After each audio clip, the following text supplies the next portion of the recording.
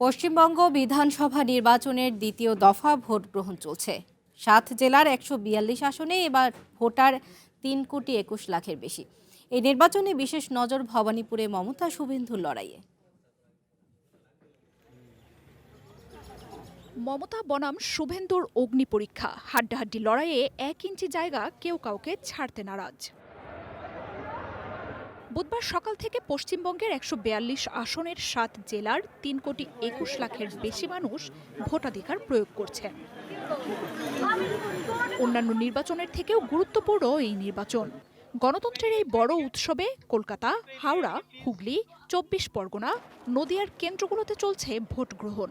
তবে বেলা বাড়ার সাথে সাথে ঘটছে দুই একটি বিক্ষিপ্ত ঘটনাও। সবচেয়ে বেশি ভোট পড়েছে পূর্ব বর্ধমান জেলায়, আর ৫৭% ভোটের হারে সবচেয়ে পিছিয়ে কলকাতা। এদিকে ভোট পরিদর্শনে যাওয়া শুভেন্দু অধিকারীকে ঘিরে ভবানীপুরে তৃণমূল সমর্থকদের মধ্যে উত্তেজনা দেখা দেয়। পাল্টাপাল্টি স্লোগানে উত্তপ্ত হয়ে ওঠে পরিবেশ।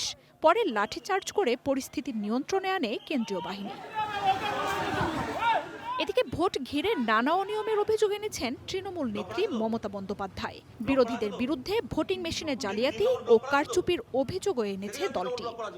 আমরা কন্টেম্প্ট অফ ভোটের নোটিশ দিয়েছি, তা সত্ত্বেও কতগুলো অবজারভার এসেছে বাইরে থেকে, বিজেপি যা বলছে তাই করছে।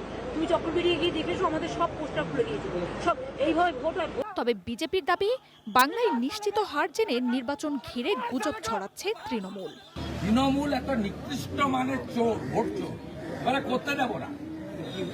এটা হচ্ছে এটার উপরে লাগানো থাকবে, কালিটা লাগিয়ে দিতে বাইরে।